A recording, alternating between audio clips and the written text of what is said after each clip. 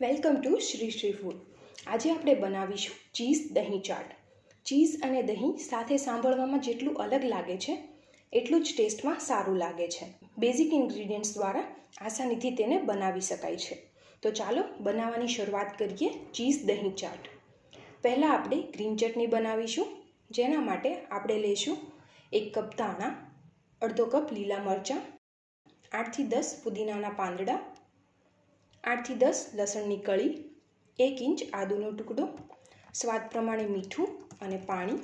એક મિક્સી જારમાં લેશું આપણે 1 કપ ધાણા, અડધો કપ લીલા મરચાં, 1 આદુનો ટુકડો, 8 થી 10 લસણની કળી, 8 થી 10 પુદીનાના પાંદડા, સ્વાદ પ્રમાણે મીઠું એડ કરશું અને થોડું અમથું પાણી. આને આપણે ગ્રાઇન્ડ કરી લઈશું. અહીંયા મેં આને પીસી લીધું છે અને આ તૈયાર છે. આપણે આને એક બાઉલમાં નીકાળી લઈએ. તમે આની કન્સિસ્ટન્સી જોઈ શકો છો.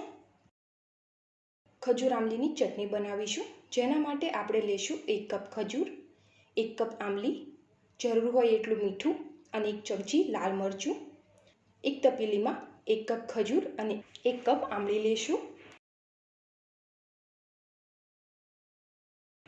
અને તેમાં અડધો ગ્લાસ પાણી ઉમેરીશું. પછી તેને આપણે ઉકળવા માટે ગેસ પર મૂકીએ. આપણે આને ત્યાં સુધી ઉકાળવાની છે જ્યાં સુધી તે એકદમ નરમ ના પડી જાય. ઉકાળ્યા પછી આપણે તેને રૂમ ટેમ્પરેચર પર ઠંડુ થવા દઈશું. અહીંયા ખજૂર અને આમલી બંને સારી રીતે નરમ પડી ગયા છે. તો હવે આપણે તેને નીચે લઈને ઠંડા થવા દઈએ. ઠંડા થયા બાદ તે થોડું ઘટ થઈ જશે. મેં આમાંથી બીજ નીકાળી લીધા છે. તમે તેને ઉકાળતા પહેલાં પણ નીકાળી શકો છો. હવે આપણે એને મિક્સી જારમાં નીકાળી લઈશું અને તેને પીસી લઈશું. આમલી ખાટી હોય છે અને તેને બેલેન્સ કરવા માટે ખજૂરની સાથે આપણે તેમાં ગોળ પણ ઉમેરીશું, 1 થી 2 પીસ જેટલો, અને તેને પીસી લઈશું. ગ્રાઇન્ડિંગ પછી તે થોડી જાડી થઈ જશે. તો હવે આપણે લઈશું એક બાઉલ અને તેની ઉપર ચાળણી મૂકીને આને ચાળી લઈશું. જેથી કરીને કોઈ બી બીજ અથવા કચરો તેમાં રહી ગયો હોય તો તે દૂર થઈ જાય, નીકળી જાય. આ રીતે તમે ચમચી અથવા તો હાથના મદદથી તેને ચાળી શકો છો. આ રીતે તમામ કચરો બહાર નીકળી જશે અને એકદમ પ્યોર પેસ્ટ તૈયાર થઈ જશે. આમાં આપણે ઉમેરીશું 1 ચમચી લાલ મરચું પાવડર અને સ્વાદના હિસાબે મીઠું અને મિક્સ કરી લઈએ આને. તો આ તૈયાર છે. હવે આપણે તેને એક બાઉલમાં નીકાળી લઈએ. તમે આની કન્સિસ્ટન્સી જોઈ શકો છો. આટલી ગઢ હોવી જોઈએ. બટેટાનો મસાલો બનાવવા માટે આપણે લઈશું 5 બાફેલા બટેટા, મીઠું, મગ, ચણા. એક મિક્સિંગ બાઉલમાં આપણે લઈશું બટેટા અને તેને મેશ કરી લઈશું. આ અહીંયા સારી રીતે મેશ થઈ ગયા છે. હવે આપણે એમાં ઉમેરીશું મીઠું સ્વાદ પ્રમાણે અને તેને પણ ભેળવી દઈએ. જો કોઈ મોટા ટુકડા રહી ગયા હોય તો તેને તમે ફરી એકવાર મેશ કરી શકો છો.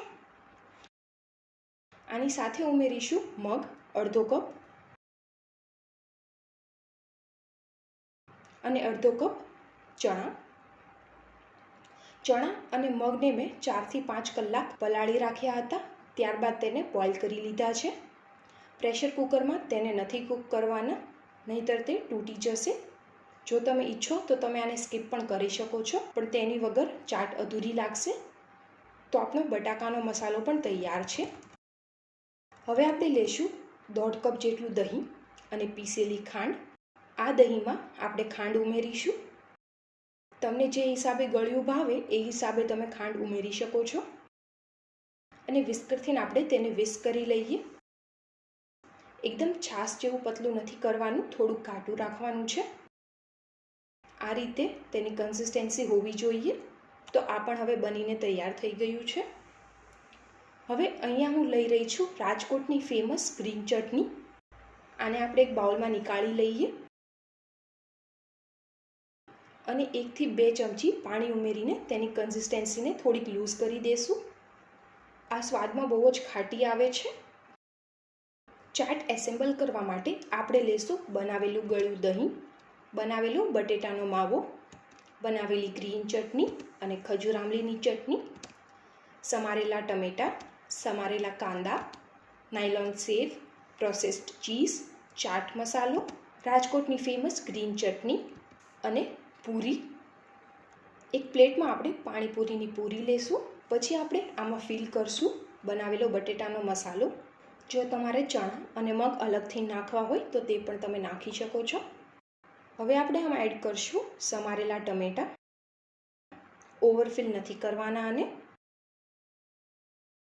ટમેટાની બાદ આપણે આમાં ઉમેરવાના છે સમારેલા કાંદા. પછી લીલી ચટણી એડ કરશું. તમને જે હિસાબે તીખું ભાવે એ હિસાબે તમે એડ કરી શકો છો. બનાવેલી ખજૂર આમલીની ચટણી પણ ઉમેરીશું. આ બી જે હિસાબે તમને ખાટું અને મીઠું ભાવતું હોય તે હિસાબે એડ કરી શકો છો. પછી થોડી અમથી રાજકોટ પ્રખ્યાત લીલી ચટણી ઉમેરીશું. તે સ્વાદમાં ખૂબ જ ખાટી આવે છે. પછી આમાં ઉમેરીશું ગળ્યું દહીં. આને થોડુંક વધારે ઉમેરો તો ચાટનો સ્વાદ આવે છે. ઉપર આપણે સ્પ્રિંકલ કરશું ચાટ મસાલો. પછી વારી છે નાયલોન સેવની અને લાસ્ટમાં ઉપર આપણે ગ્રેટ કરશું પ્રોસેસ્ડ ચીઝ. તૈયાર છે યમી ચીઝ દહીં ચાટ. એકદમ જ ટેસ્ટી લાગે છે અને ખાવામાં બી ખૂબ ભાવશે તમને. અને આને બનાવવા માટે બી વધારે મહેનતની જરૂર નથી પડતી. આ એકવાર જરૂરથી ટ્રાય કરજો. તો જો તમને વિડીયો પસંદ આવ્યો હોય તો પ્લીઝ મારી ચેનલને લાઇક, શેર અને સબસ્ક્રાઈબ કરો. તો ફરી મળીશું એક નવી રેસીપી સાથે.